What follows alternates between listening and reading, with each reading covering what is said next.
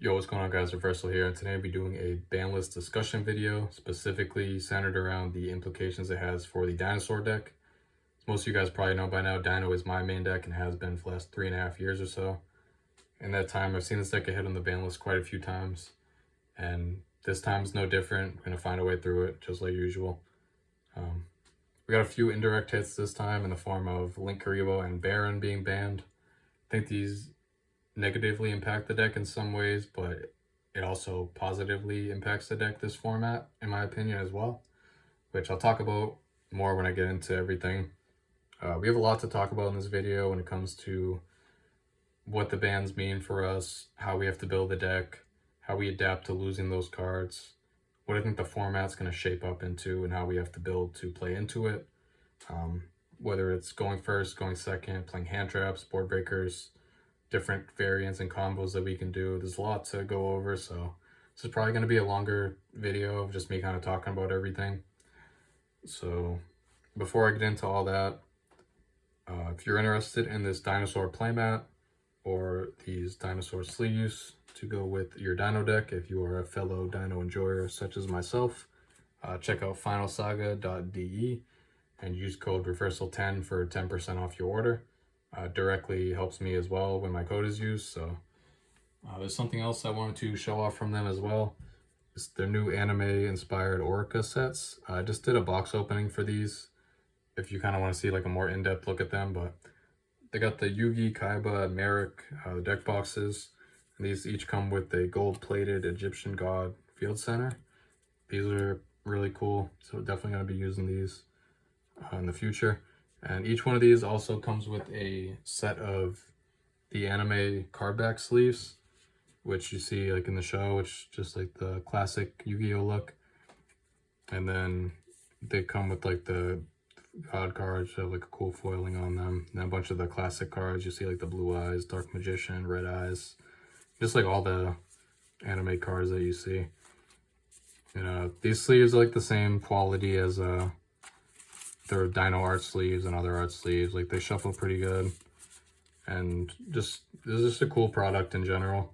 If you buy the whole set, it comes with a cloth playmat for 2 players as well. So, and these come with the rule book and like the effects for all the cards, so you can do like an anime style duel with a friend or whatever. So I think it's pretty cool. Definitely check that out. Like I said, if you're interested in any of this stuff and decide to buy it, use code reversal10 for 10% off your order. So with that being said, if you haven't subscribed to the channel already, definitely do that as well. Drop a like in the video, leave a comment down below what you think about the ban list and how you think dinos are going to be in this format. And yeah, that's about it. I'll get right into the discussion now. Alright, so to get into the discussion, first thing we're going to talk about is the Linkuriboh ban. I'm going to talk about why this card being banned is both good and bad for us.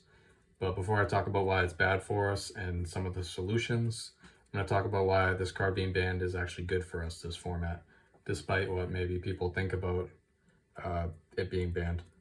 So this card is something that's been being abused in the fire decks ever since they became a thing. And the main thing this turned off for the Dino deck when we're going against the fire deck is Lost World. So before, you would activate your Lost World, give them the token, and then they could just get rid of it immediately by tributing it to summon this. And then your Lost World is just a brick at that point. So now that Lost World's usable going second into the fire decks again, I think that's actually a really big deal, since the targeting protection that this enables you actually blanks a lot of their disruptions that they have. So before, it was like the pure deck, you had to worry about Baron or Savage, and then in both decks, the Appaloosa and the IP were like the main thing you cared about. But now that the Omni Negates are gone, it's really just the IP and the Appaloosa. A lot of the other stuff just gets blanked by Lost World and Misk. So since Lost World can actually be used going second now, I think that's a huge boost to this deck going into the fire decks, which we didn't have before. And I thought Dinos had a relatively okay fire matchup before, personally. At least I found it to be that way. And I think it's a lot easier now. So I think in theory, this card being banned should help us a lot this format. But when fire's gone, It's definitely an inconvenience that Linkuriboh is going to be gone probably forever. I don't envision them bringing it back since Link ones generally are not very healthy for the game. But maybe it comes back someday, but for now it's fine. I think this helps us a lot more than it hurts. But the fact that Lost World's good again is good for a lot of reasons. This card helps us with consistency going second. It helps us play through boards going second. It helps us play through hand traps. And then this card makes Pankratops a lot better and Doggerin a lot better as well, since they can help you get that token out before you commit a normal summon to protect even your normal summon from being targeted, which is a big deal. And I think these cards in general, especially Pank, are going to be a lot better into the formats in general now that there's less Omni Negates. That's when these 2-for-1 type of cards like Pank shine a lot more. And then Doggerin, I think Pearly, since it did get a boost, it's actually going to probably be a little more relevant, even though I don't think the deck's like crazy. I think it will see more play. So you definitely want to be having a Doggerin at least one, since it's searchable in your main deck or side deck, depending on how much Pearly you expect. But definitely would be at least siding one of these just because you got to respect it. And then Lost World also enables Fenrir to be like a pseudo combo piece, since if you have Fenrir and any like dinosaur that like isn't a combo card or that you don't have another combo piece with, you can use the Lost World, summon any of your dinosaurs to give them the token after you summon your Fenrir and add yourself another Fenrir, which you can do afterwards to play around Droll. Or if you're gonna lose to Droll regardless, you can start with Fenrirs so you don't commit anything, but you can use that, give them the token, and then with the Dino and the Fenrir, you can link those off to make the Donner.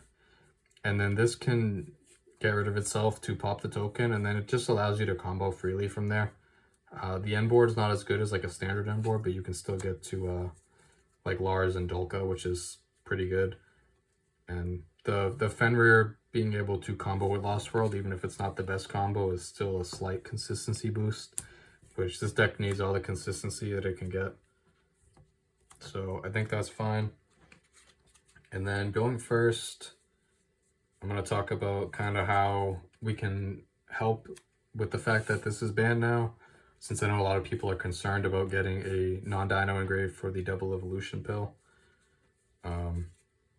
There's a few different things that are like obvious, I guess, which the first one would be Anima.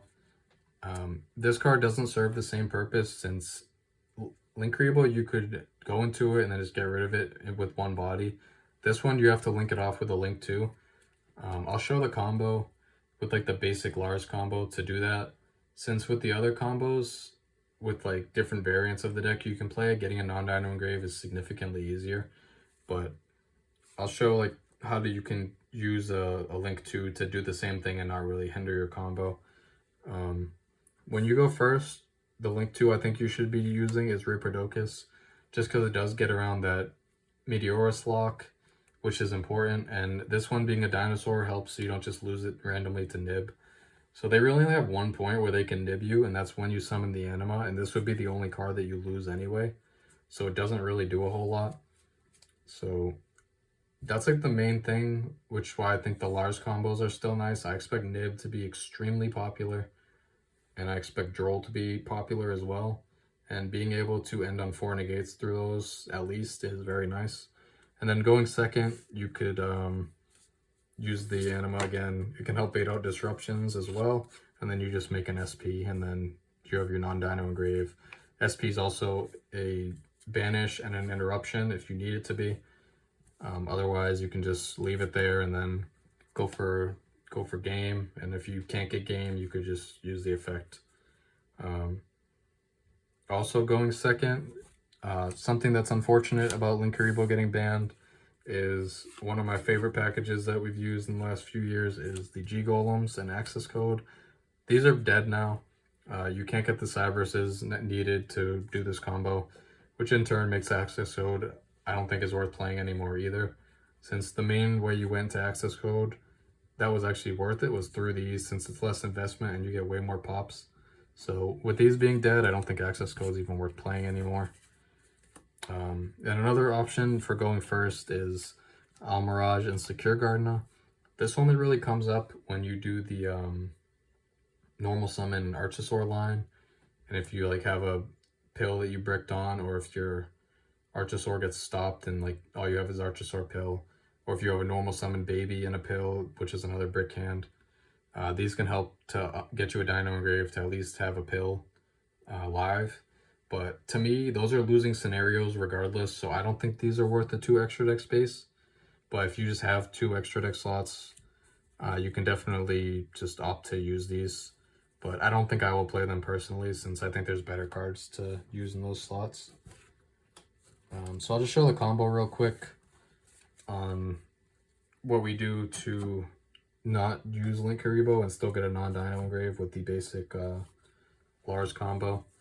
So just do OV baby, use OV, search mix for 1, summon Archosaur, pop the baby, add the pill, baby's gonna summon Petite, OV pop Petite, resummon the baby, Petite summon Meteorus. So here is where you would usually go Archosaur into Linkuriboh, Linkuriboh into Secure, and then you just do your Meteorus play. But now we're gonna link the Archosaur off into the Anima. And now we can use our Meteorus to pop the baby. And we're going to summon the Frostosaurus from deck. And off the baby, we're gonna summon Giant Rex. So here you can just link the Anima and the Rex off into the Riptodocus. And now you have your Anima and your Rex engrave. You can use your pill. The Rex will come back, banish the Anima, and you can summon your Conductor, your Pank here. So now you have all dinosaurs on the board, so Nib never matters. And then you could overlay these to Dolka to further protect from Nib, and overlay these two into Lars. So you still have the normal end board with the Xeno package that you had before. It's just, instead of having a random Secure Guard on board, you have a Riptodocus on board. So it's literally the same thing for this combo, which is pretty fine. But yeah, for this, it really doesn't matter that Linkuriboh got banned for this like standard combo. And like I said, for the other variants of the deck, if you want to go for whatever, whether it's Colossus, Protoss, Scraps, anything, you get a non-Dino engrave a lot easier in those. So that's going to be it for the Linkuriboh portion. All right, so next on the ban list discussion, we have Baron, which is now banned. I think unlike Linkuriboh, there's a lot less positives for the Dino deck for this card being gone. I think the only positive you can really find is you don't have to play against it anymore, but I think what this card brought to Dinos specifically was the fact that it made the Ground Xeno package significantly better. Because like when you start with Ground Xeno and a baby, the main thing I like to do with this combo was to do that, pop the baby, 1, 2, summon, and then some people would summon Ovi there. I like to summon Misk because what you can do is just synchro these two off into Baron and then banish the Misk and the baby for another baby. And then Baron can just pop the baby, summon you an Ovi, and then add you another baby. Since you didn't use your normal summon yet, you just normal summon the baby, OV pop the baby, bring back the Meteorus, and then the Meteorus, or the baby summons another thing to pop, Meteorus pop this, summon this, and then you have your rank 4 and your rank 6, so like that's the way I like to do the combo since it was the most safe. So now I'll kind of show you why this is a problem with the Baron being banned now. So start off the same. Ground, pop the baby. Meteorus, 1, 2. So you can't summon the Misk here because then you just don't do anything. You have to summon Ovi now. So now this combo as like a starter, you now have a choke point in this Ovi that if this gets impermed or like Veilered or something, you're not really doing a whole lot. That's why I like to go for Misk, since it kind of it made Impermanent Valor not do anything to this combo. So now if you get stopped on this, you're just kind of stuck. You can't do anything. But let's say that they don't hit this and you get to do your search now. You can search for a baby if you want to get the full board, but I don't recommend really doing this, since now if you do this, you don't have miss protection, you just lose to nib. Because like this is 2 summons. Now you normal summon this, that's a 3rd summon. Pop this to bring back a baby and summon from deck. That's 4 summons, and then whatever you summon from deck is going to be 5 summons. So you can make it an Archosaur, just so you get to pop this. And then you're just kind of, after that, you don't have a whole lot going for you. Like, this is the best way you can play around it. But like at this point, you're losing everything because you don't have protection. So if they want to hit you, they're probably going to hit you now before you can go into like Dokka or anything. So say you get your board wiped by Nib here. You get a token. And then you have your pill with no non-dino. So what are you supposed to do from here? Nothing. So now I'll go back to how I would do this combo now that Baron is gone, to not lose to Nibiru, since I think Nibiru is going to be very popular. So we'll just do the same thing. Xeno, pop. Where is it? Meteorus, OV. So this time, this combo is basically OV Lost World now, as far as I'm concerned. It's susceptible to the same thing, and your ceiling isn't as high, but at least you don't lose to Nib. So you can add the Misk here, and then you're going to use the Misk and then banish for 2 to summon another baby or petite, doesn't really matter. Now you can use your Meteorus to pop this, summon this, and then from your deck you can summon a Rex, if I can find it.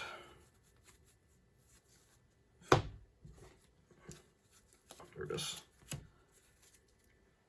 So you still have the 4 negates here, which is like not bad, but it's not really a good starter anymore.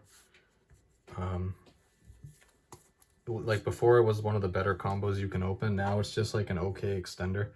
It's more comparable to Litho now than it was previously, or Diagram, I guess you could say. But yeah, I feel like we still probably have to play this card going first, just because of consistency reasons. If you don't play it, the deck's like not as consistent as it needs to be. But there's some other things you can maybe do with that combo, which I'll just try real quick just to see if we can get like a pill for follow-up at least, even though you won't be able to use it. But can do that, pop. Where's the Meteors? I got the Misk again.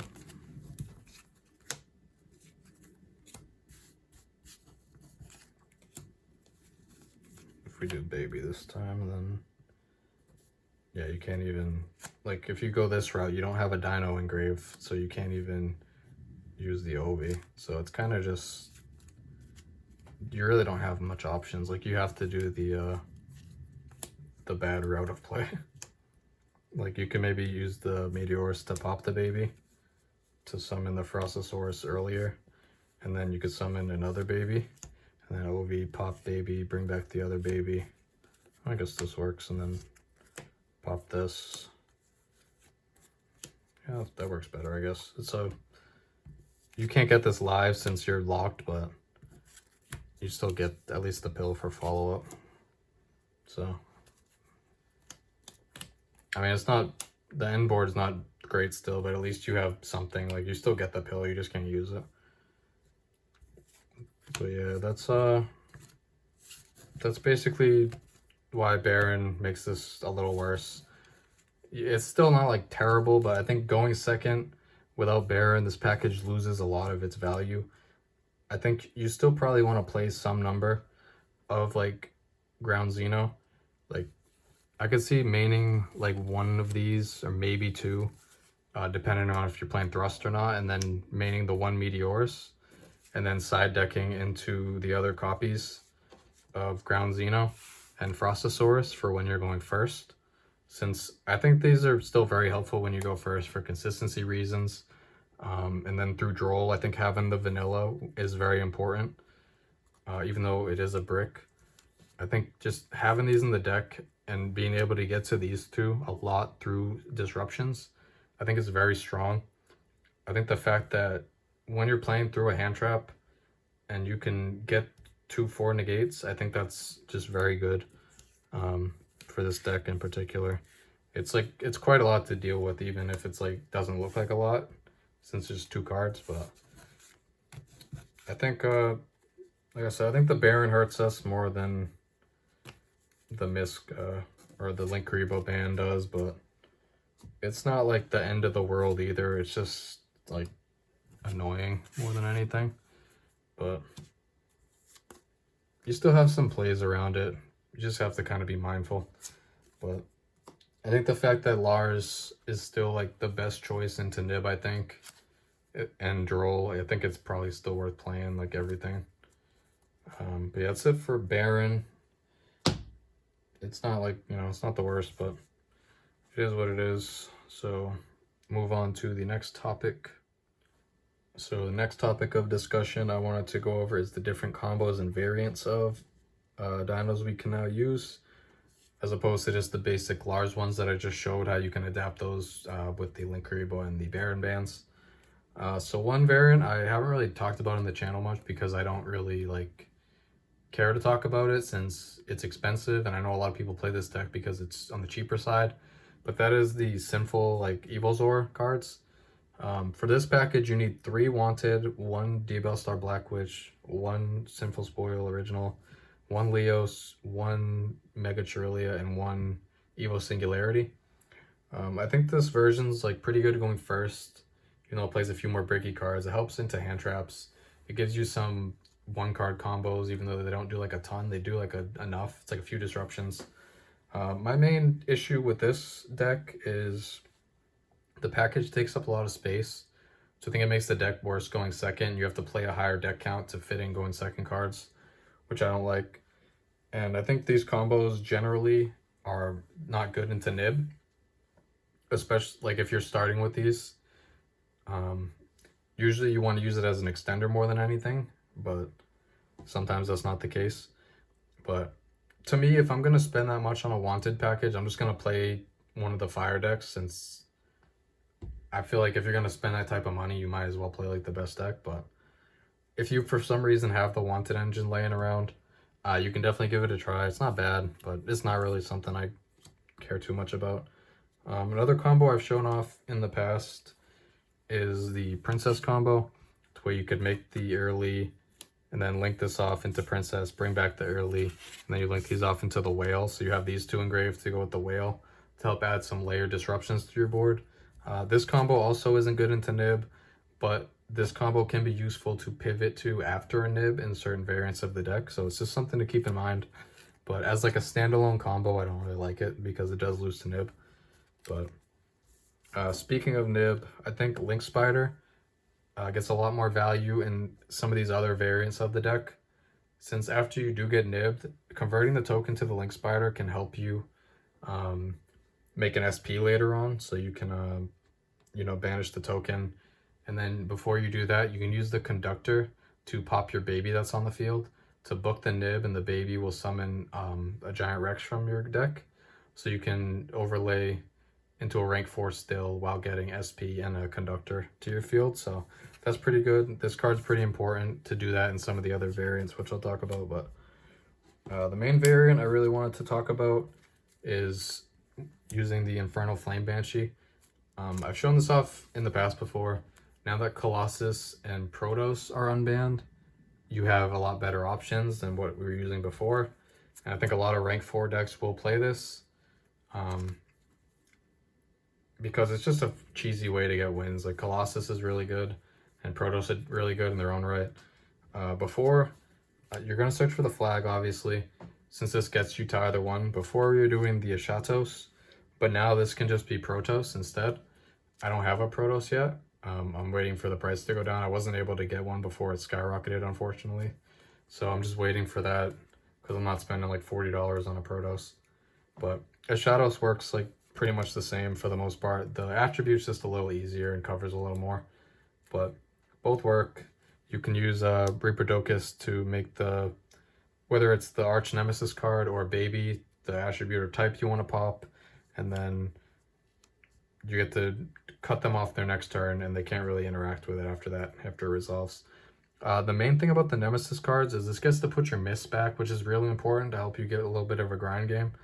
And then with the Reprodochus combo, if you have the Baby under here, let's go grab one real quick.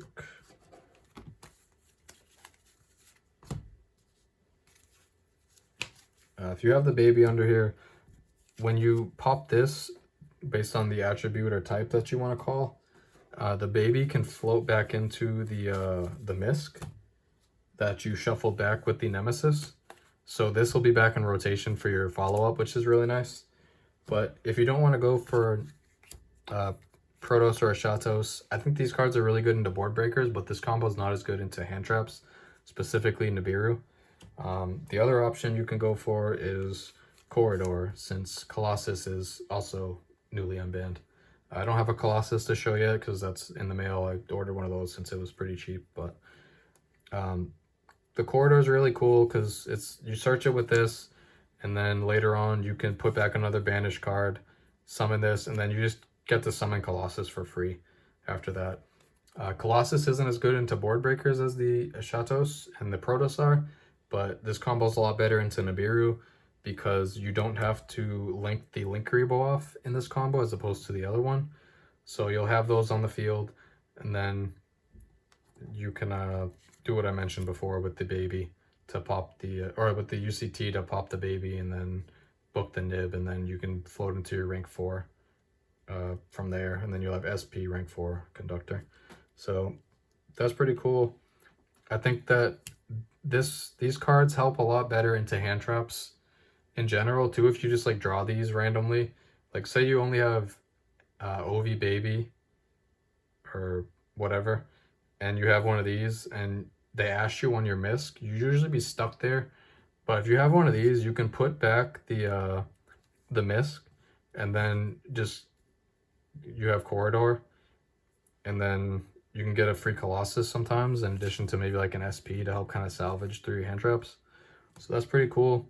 And something that you could play with the Banshee is like Parallel Exceed. Parallel Exceed's generally been bad into Nib in the past, so I don't really know if this is great. And the main thing with Dinos that this was bad before is if your like OV gets stopped, there's nothing to link it off into, so you can like trigger this. So I don't think it's great, but it's just something that you can consider using as well, just as like another type of extender. But I don't know if it's really worth it. Probably not, but just figured I'd mention it. But yeah, that's the Ashatos Protoss stuff. I'll kind of go over those combos more when I have the physical like Colossus at least, but I can kind of show you basically how it works. I'll just do another basic 2 card. So OV, add Misk, Misk for 1, Archosaur, pop Baby, add Pill, OV, or Baby, summon Baby, OV, pop Baby, bring back the other Baby, summon Rex from deck. So here's where you go into the Banshee, detach the Rex, and this is where you decide if you want to search for, well, you're going to search for Flag regardless, but Flag's going to put the Misk back in your deck, and then you're going to decide to search for Corridor or Ashatos, and then you kind of just go from there. You're going to get another card banished for the Corridor later on because of the Pill, and then if you go for the Ashatos or Protoss, I have those combos on my channel already. You can go back and look at those. It's the same thing. You just get Protoss instead. But that's about it for these. Like I said, I think the Corridor is like a better brick than the Protoss and Ashatos, probably, but I think both can be fine. I think the like if you're going first and you can't set up the Protoss or a Shatos for some reason, it could be potentially good on the follow-up if you can set it up, but I think both of these are like whatever. It's whatever one you want to go for. This is, for the Colossus, is better into some hand traps. And the Arch Nemesis, the Shadows, and Protoss are way better into board breakers, so depending on the format, I think is going to decide which one of these you want to go for, if you even want to go for any at all. I don't think either one are really necessarily needed, but I think if Dark Ruler and Droplet are popular, which I don't think Dark Ruler probably will be, I think Droplet could see some main deck play, so that's something to keep in mind. Because if board breakers are good, the Protoss is really, really good at that point. I think people will be more prepared for the Colossus since there's a lot more routes to it, so we're gonna have to see how that develops, how much of an impact the Protoss and the Colossus make. I think they're gonna see some play. I don't think it's gonna be too crazy in terms of how good they are, but I think that they're just gonna be generally just something that I don't think should be in the game.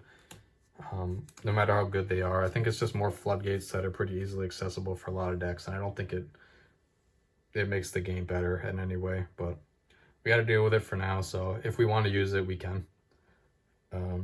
So yeah, that's it for the variants, and then there's one more thing that I want to talk about, and that is board breakers and hand traps, and going first versus going second. So when it comes to building for this deck, there's always two things you have to decide before you even start doing anything. Do you want to blind first or do you want to blind second? I think blinding second in a lot of formats is something that's pretty risky, but I think now that our Lost World's good again, I think we can definitely consider blinding second again. I think the deck going second has a lot more consistency than when it goes first, since you do have Lost World to combo through the battle phase if needed, and then you have the 6 card, which helps a lot. So I think going second is in a pretty good spot. We'll have to see if board breakers are good enough to use or if we have to play hand traps. But I think either way, it's going to be a little better than before, because we can cut down on the ground package some going second now, I think, since it's not as good without Baron. And you could just play more non-engine at that point. So if we do have to play hand traps, we can play a little more hand traps so it's more reasonable. And I think the hand trap quality in general just got better with like Baron being banned. So I think playing like a standalone Droll and Nib is actually going to put a lot more work in than it did before. Especially if Fire King ends up being a lot more popular than Pure, which that remains to be seen. But if it does, Droll is a lot better versus Fire King than it was versus Pure. So that's something to keep in mind. So if we want to play hand traps, I think those are going to be two of the best ones. I think Imperm is going to be one of the best ones for sure, since this can help you versus the Protoss shenanigans with the Banshee and stuff like that, Colossus, all that good stuff.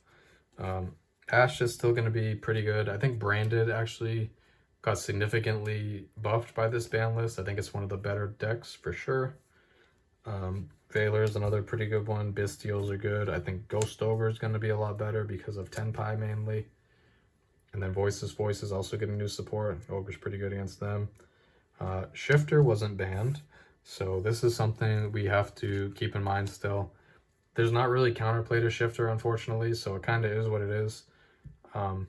If there's a lot of Shifter decks in the meta, going second into Shifter is pretty much like impossible. If you go first, sometimes you can like OV banish a Rex and then it comes back, make a rank 4 at least. And you could back it up with hand traps, and it's not the worst thing in the world, but going second, you're kind of just screwed. Depending on how popular all these hand traps are is going to be how often we use cards like Instant Fusion or Call By. Call By, I think, is going to be used regardless, since it works against all these and it works going second into a lot of decks, such as like Branded, it can be good against. It can be good against Fire King and Pure. Depending on what they go for, you're always hitting something at least.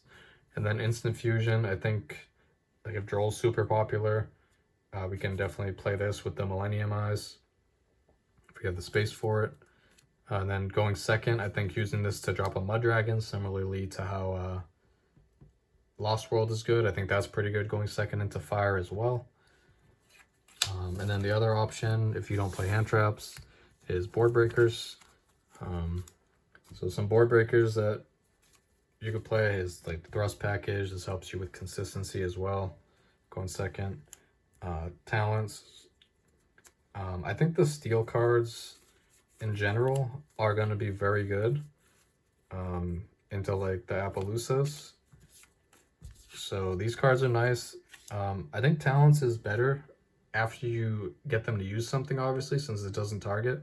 But these cards are also very good since you don't have to wait for that. You could just start off with it. So if they just have an Appaloosa sitting there, you just steal it and then you're just kind of chilling at that point. But the steel cards are all really good. I think those are going to be among some of the better board breakers. I think Soul Release is good versus the Fire King version. If that takes over again, I think you could see an uptick in Soul Releases. Then you got your negation stuff, Droplet, and Dark Ruler. Super Poly is another card. I don't think Super Poly is particularly good though. I could see Droplet seeing a lot more play than Dark Ruler. Maybe you'll see some side deck Dark Rulers. I don't know if it'll be good enough in the main deck. If Fire King's the best deck, probably not, but this is something that can be maybe down the line. This would hurt us in our standard line. So like I said, if these cards are popular, we probably want to be going for Protos post side. And if the other stuff's popular, we have Lars for that. So that's pretty nice. And then we just have like back row hate. I think like all these are pretty good. I think Cosmic's still really good for stun, which I don't know how much people will still play that. I imagine people will still play it. This card's very good for Fire King Island as well as other field spells. It's flexible enough to side going first as well. And then the mass clears are still pretty good. Another card is Dark Hole. I think this card gets a little bit better. It might still not be worth playing, but at least there's no Omni Negate, so this card has some merit again, especially in Dinos where you can pop your babies with it. Then the last card is like Phantasme. This card can help to get you these board breakers and cards like Nibiru, so it's not bad at all. I think if you're going to go first base strategy, you want to be playing hand traps because they're more flexible for both, obviously, and they can help back up your board if you do get disrupted as well, so it can help get you the next turn. But going second, I think if board breakers are viable, Dinos just pair well with board breakers. Then the last thing I want to talk about is the Floodgate hits. We had Summon Limit banned and Anti-Spell limited. I think both of these are fine. We don't use Summon Limit, so being banned is good, and Anti-Spell being limited is fine too. Like, it's better that we don't have to deal with it. But that's going to be it for the video. Hopefully you enjoyed this long discussion and take something out of it. And let me know in the comments how you feel about the Dinos, and keep on the lookout for deck lists in the near future. All right, have a good one. Peace. Thanks for watching.